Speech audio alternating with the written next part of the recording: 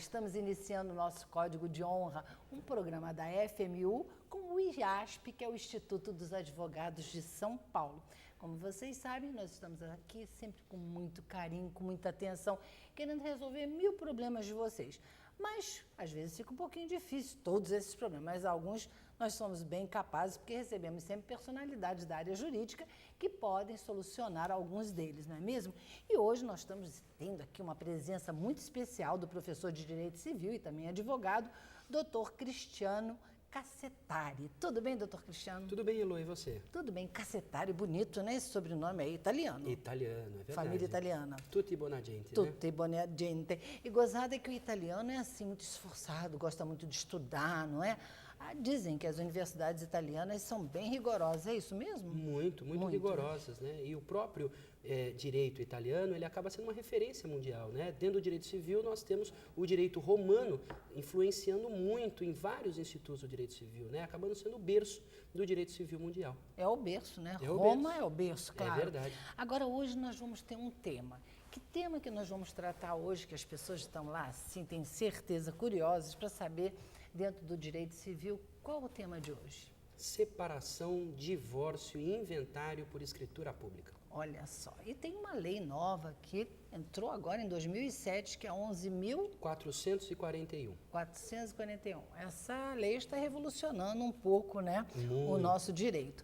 Então, gostaríamos de saber primeiro por que essa lei entrou assim, de repente, em 2007. Hoje, ela já vem há muito tempo.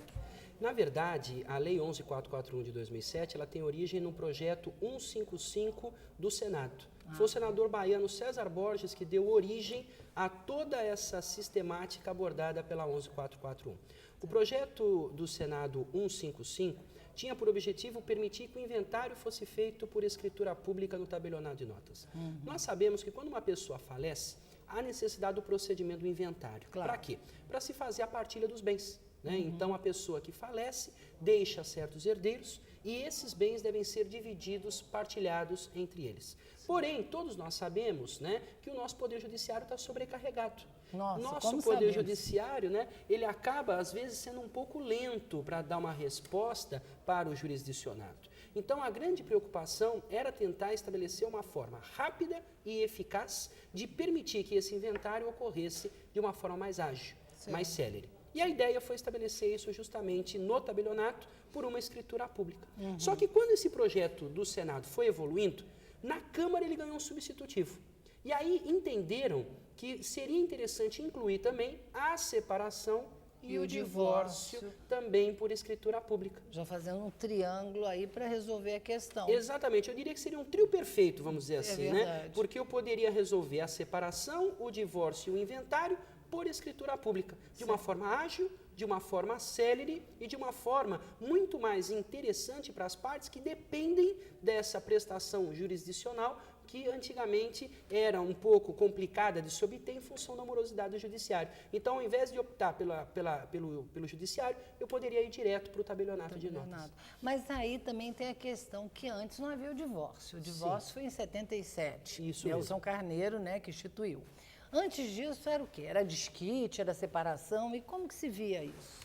Bom, aliás, nós estamos completando 30 anos da lei do divórcio. É mesmo, né? É mesmo. 30 anos. 30 aliás, tem até anos, alguns eventos comemorativos para falar sobre os 30 anos da lei do divórcio. Então, o que acontece?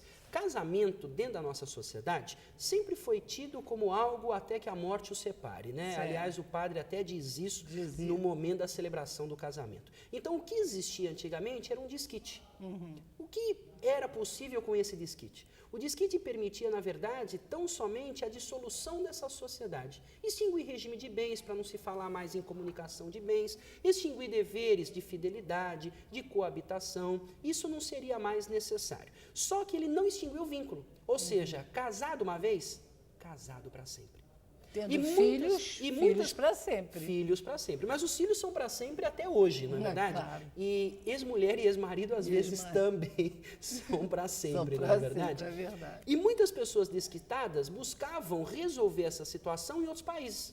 Por exemplo, pessoas casadas no Uruguai eram pessoas que nós já sabíamos que buscou justamente o quê? O divórcio, que lá era permitido, para poder se casar novamente. Então as pessoas iam regularizar isso em outro país. E né? podia? Podia, existe isso na história, né? Nossa. A própria história nos retrata isso. E aí foi uma briga danada para se ter a separação, para se ter o divórcio, perdão, como uma causa de extinção do vínculo conjugal para permitir novas núpcias, para permitir um novo casamento, né?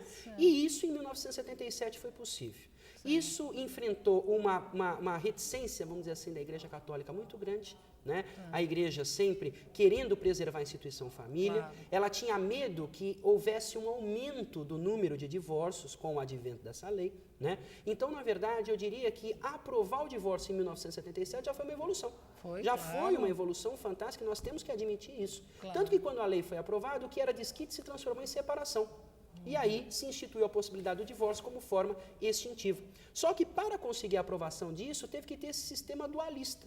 Primeiro eu passo pela separação, depois eu passo para o divórcio. Com qual objetivo?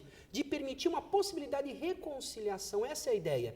Se eu sou separado, eu posso me reconciliar. Dá um lapso de tempo para poder, de repente, né, as coisas ficarem mais harmoniosas, né? Chegarem a um lugar comum. Porque, às vezes, o momento, né, aquele momento ímpeto, de ímpeto que a pessoa toma uma decisão que depois se arrepende. Exatamente. Então, é justamente por isso. E qual seria esse lapso de tempo para Então, chegar ao divórcio? o lapso de tempo para converter uma separação em divórcio é de 1 ano. De 1 ano. Só que eu vou ser bem honesto com você, Elô, eu não concordo muito com isso. Por quê?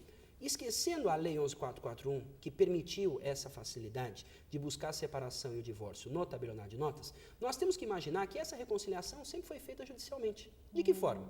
Desarquivando um processo, pedindo para o juiz revogar os efeitos daquela decisão que estabeleceu a separação. E nós não podemos esquecer que o judiciário é moroso. Em São Paulo, por exemplo, existem certos fóruns que para se desarquivar um processo leva meses. Para juntar uma petição para o juiz, juntar uma petição de um pedido simples, meses também. Então eu acho que seria, na minha opinião, muito mais prático e romântico, sabe o quê? Ter o divórcio como forma única e se quiser reconciliar, casa de novo. Vai até o cartório e celebra esse casamento. Não há óbice de se casar com a mesma pessoa. E isso, na verdade, foi um projeto do IBDFAM, o Instituto Brasileiro de Direito de Família, do qual nós fazemos parte da diretoria aqui em São Paulo, que congrega esse instituto às maiores autoridades de direito de família do nosso país. E esse instituto trouxe para a nossa sociedade um projeto de lei que foi encampado por um deputado, e esse projeto entra no nosso legislativo e hoje já foi aprovado pela Câmara, está indo para o Senado. Com qual objetivo? Extinguir a separação. Então a separação está com os dias contados. A própria mídia vem divulgando isso com uma certa ênfase, né? Nós teremos então, acredito que em pouco tempo aí um sistema unitário. Ou seja, nós vamos para o divórcio e se a pessoa quiser se reconciliar, casa-se novamente. Casa novamente com a mesma pessoa? Com a mesma pessoa. Quer dizer, é estranho. Quer dizer, passa um tempo e de repente, não, eu resolvi que vou casar. É como também parar com a laqueadura, né? Corta, depois emenda novamente. E isso facilitou, você acha? Eu acho que sim, Elô. Sabe por quê? Uma reconciliação para ser homologada pelo juiz levava 1 ano. Eu, por exemplo, já tive casos assim. E esse lapso de 1 ano já é suficiente para o casal brigar novamente. E uma petição para o juiz dá a ideia, sabe do que, Elô? Que você pode a qualquer momento ficar brincando de volta, separa, volta, separa, volta, separa. A partir do momento que você fala para a pessoa, olha, se você está divorciado e se arrependeu e quer casar novamente, eu acho que dá uma ideia de seriedade para a questão, porque ela vai de novo para o cartório, vão exigir testemunhas, as pessoas às vezes vão querer fazer uma nova festa, alguma coisa nesse sentido, e sabe o que vai acontecer? Vai mostrar que, de fato, aquele procedimento de reconciliação é algo muito sério, e muito importante, porque ela pode optar... Não só para estar na mídia. Exatamente. Então, se ela quiser optar por uma reconciliação, ela não precisa necessariamente casar, ela pode viver em união estável, né? Existe a possibilidade de uma união fática que não precisa ser por meio do casamento. Mas aí o sobrenome, porque você tem o sobrenome do marido, aí desfez o sobrenome, de repente recebe novamente, de que forma? Isso pode ser pactuado no momento do casamento, porque veja, quando uma pessoa ela se separa ou se divorcia, necessariamente ela não precisa voltar a usar o nome de solteira, né? Nós temos vários exemplos. A Lucinha Lins até hoje carrega o nome do Ivan Lins. A Marta Suplicy até hoje carrega o sobrenome do Eduardo, né? Por quê? Porque foram pessoas públicas, né? Pessoas públicas, que ficaram notoriamente conhecidas com esse nome. Então, haveriam para elas um grande prejuízo em perder esse nome. Então, a jurisprudência evoluiu. Com relação à questão do nome, entende-se o quê? Que trata-se de um direito da personalidade. Certo. Eu costumo brincar, Eloy, e dizer o seguinte, quando você casa e adota o nome do marido, não é um comodato, não é um empréstimo, você não está tomando emprestado o nome da pessoa por um certo tempo, você está ganhando. Aquilo incorpora o teu nome, aquilo é teu. Então, na separação, é a mulher que vai dizer, eu quero ou não voltar para o meu nome de solteira. É um direito dela. Tá. O homem não pode obrigar, e você vai voltar a usar o nome de solteira? Não, porque foi dado a ela aquele sobrenome. O direito. Né? Certo. Então, num novo casamento, pode ser que a pessoa, ao se divorciar, manteve o nome de casada.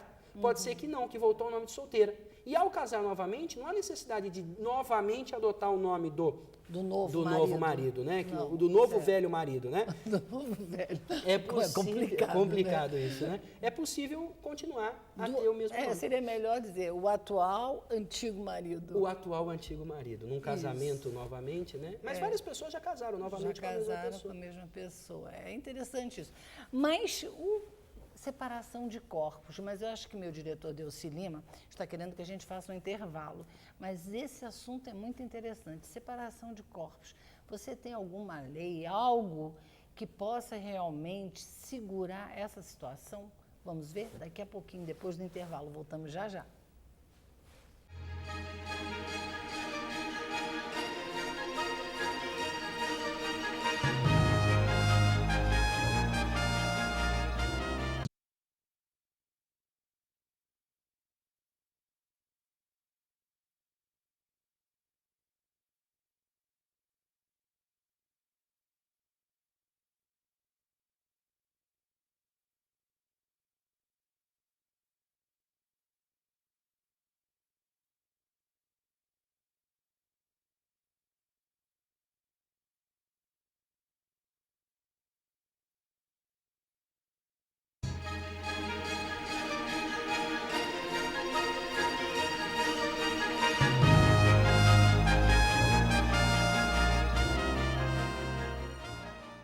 Estamos retornando com o nosso Código de Honra, com o entrevistado de hoje, professor de Direito Civil e advogado, o doutor Cristiano Cassetari, e nós fizemos a pergunta sobre a possibilidade de separação de corpos.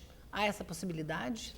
Nós defendemos no livro que sim, Elô. A separação de corpos, na verdade, é uma ação cautelar que tem por objetivo separar o corpo, né?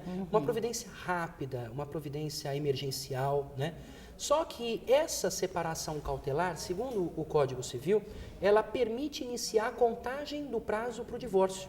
Então, por isso que nós defendemos a possibilidade de fazer isso também por escritura pública, para tentar facilitar. Mas ainda é uma questão bem controvertida essa questão. Porque às vezes o homem aceita, a mulher não aceita, aí vai para o litigioso.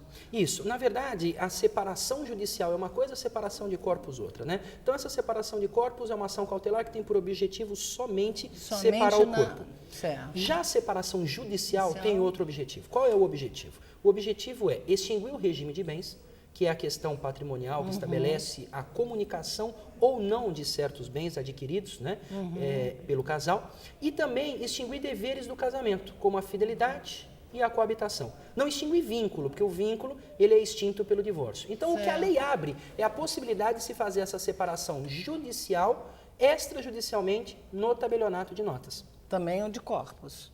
Quer dizer, de repente, eu quero me separar do meu marido, então eu quero ficar num quarto e que ele fique no outro, tudo bem. Aí não preciso de lei alguma para isso. Agora, no caso de haver algum litígio entre nós, ele não querer e eu querer, como é que eu vou procurar essa situação para essa situação ficar... Existindo litígio, há necessidade de se procurar o Poder Judiciário. Há necessidade. Porque, veja só, a Lei 11.441, quando instituiu a possibilidade de se fazer separação e divórcio por escritura pública, estabeleceu certos requisitos. Quais são os requisitos para isso? Primeiro, consensualidade entre o casal. O casal precisa querer. Querer, os dois. Né? Quer dizer, tem que querer. Esse é um requisito importante. E o segundo requisito é a inexistência de filhos menores e incapazes do casal. Você pode até ter um filho menor e incapaz de um primeiro casamento, mas do casal isso não é possível. Se existir filhos menores incapazes, o que acaba acontecendo? A necessidade de se ingressar judicialmente com essa ação, porque nós vamos ter guarda, nós vamos ter alimentos, direito de visita, tudo isso sendo estabelecido pelo magistrado. E falando em incapazes, existe a possibilidade de separação ou divórcio mesmo de pessoas incapazes? Então, não há possibilidade de se fazer isso por escritura, porque quando se tem incapazes, o Ministério Público precisa atuar nessas ações para proteger o incapaz, para verificar justamente se a lei está sendo observada. O Código estabelece que, inclusive, existe uma modalidade de separação em caso de doença mental grave. Né? Nós tivemos, por exemplo, o Osmar Santos, vamos pegar um exemplo de caso notório, né? Notório, amigo meu, meu padrinho. É mesmo, olha só. Foi Foi um triste. caso muito triste que aconteceu Muito com triste. ele, né? Então, numa situação de incapacidade na constância do casamento, uma doença mental grave, né, que torne insustentável a vida em comum, há a possibilidade da separação. Né? Mas essa separação necessariamente tem que ser judicial por causa da atuação do Ministério Público. Entendi. E o analfabeto? O analfabeto pode se separar e divorciar extrajudicialmente. Basta que ele compareça no tabelionato de notas e o tabelião faça essa declaração na escritura. Diga na escritura que o cônjuge é analfabeto e aí, nesse caso, vão pedir uma assinatura a rogo de alguma testemunha. Alguma pessoa assinando no lugar do cônjuge analfabeto e o tabelião declarar que de livre e espontânea vontade a pessoa compareceu pedindo, né, que lhe fosse feita a separação ou divórcio. E também, naturalmente, colocando o dedinho, não? Então, não, a impressão digital não é utilizada no mundo notarial. É interessante isso, né? Interessante, porque seria O analfabeto pode testar, mas ele precisa de uma assinatura a rogo de alguém. Ele pode se separar ou divorciar, mas ele precisa de uma assinatura a rogo de alguém. Então, se eu sou analfabeto, eu declaro que desejo me separar, o tabelião toma isso por termo e alguma pessoa assina por ele. E como é que se faz um inventário extrajudicial? O inventário extrajudicial também pode ser feito no tabelionato de notas. Também pode? Também. Quais são os requisitos? Primeiro, os herdeiros estarem consensuais, né? Existe a consensualidade entre os herdeiros, então isso é importante. Todos não ter litígio. De acordo, todos de acordo. Exatamente, não ter litígio. E um outro requisito também é não ter interessado incapaz na sucessão. São requisitos próximos da separação e do divórcio, já que foi a mesma lei que instituiu essa possibilidade. Se tiver um incapaz, como que faz? Tem que ter um representante? Não, aí o inventário tem que ser judicial. Ele não pode ser feito extrajudicialmente. Não pode ser extrajudicial. Porque o Ministério Público tem que atuar nesse Tem que processo. atuar junto, né? E no caso que a gente até ficou meio assim preocupado com o problema do decujus e uma união estável, né? E se essa mulher que estava numa união estável e, logicamente, o companheiro morreu, como é que vai ficar a situação dela, ela casando novamente e ela tendo tido a pensão desse decujus? Pois é, Elô, se discute muito se é possível fazer inventário por escritura pública com a 11441 de pessoas que viviam em união estável. Isso por quê? Porque a união estável, na verdade, é uma união fática. Você não tem, como no casamento, um documento que mostre perante a sociedade que ela existe. O artigo 1723 do Código Civil, ele diz o seguinte, que constitui-se a união estável pela convivência pública, duradoura e contínua entre homem e mulher, com o objetivo de constituir família. Então, basta ter esse fato ocorrendo, né? O professor Paulo Luiz Neto Lobo diz, inclusive, que a união estável é um ato-fato jurídico. Por quê? Porque exige que, faticamente, isso ocorra. E é muito complicado porque, num óbito, precisa ver se os herdeiros irão ou não reconhecer essa união estável. Qual é o nosso posicionamento no livro? Se os herdeiros reconhecerem essa união estável, porque lembre-se, a lei exige a consensualidade, daria para fazer por escritura pública. Então o tabelião toma por termo que existiu essa união estável, estabelece na escritura que os herdeiros reconhecem a existência disso e faz a divisão reconhecendo essa união estável.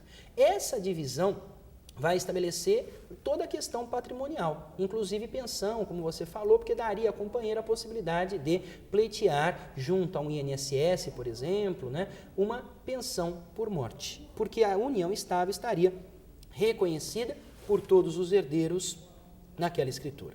Qual é o problema, Elô? Se os herdeiros não reconhecem.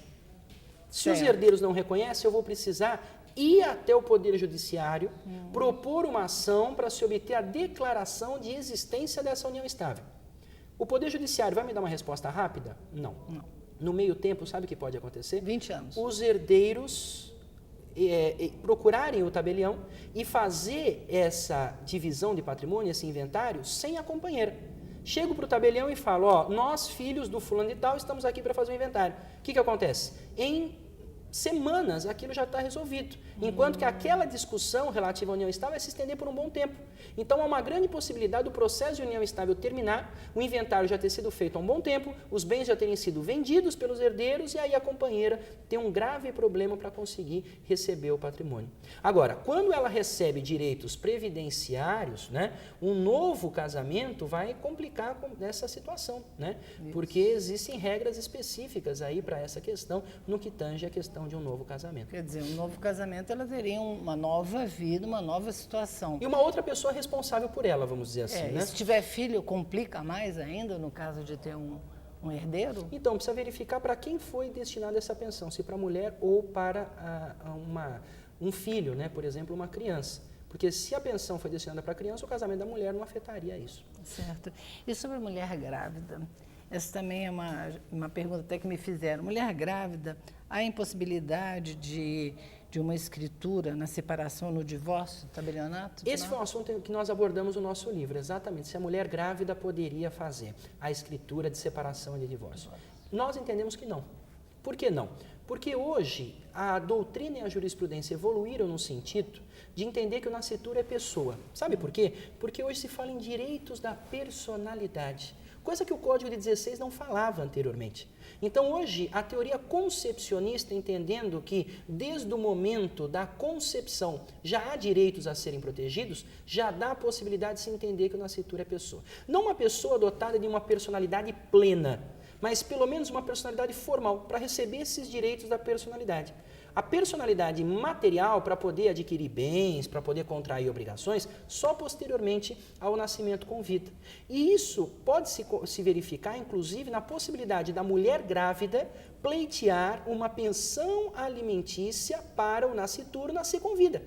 Muitos casos são acatados pelo Poder Judiciário de se estabelecer alimentos para o nascituro. Para quê? Mas desde que nasça com vida. Não, antes, para permitir que ele nasça com vida. Porque se eu não der uma pensão alimentícia para uma mulher que não tem condições de tocar uma gravidez, exatamente, não acaba. Esse nascituro não nasce, ele não venha. Fica subnutrido, né? Pode acontecer uma série de problemas, uma série de fatores. Então, por isso que o Poder Judiciário já estabelece essa possibilidade. E como existe isso, então nós entendemos o seguinte: não é possível se fazer a escritura de separação e de divórcio existindo um nascituro, porque ele pode ter direitos a serem tutelados e isso precisa passar pelo crivo do judiciário. Certo. Então, uma coisa também muito interessante foi um livro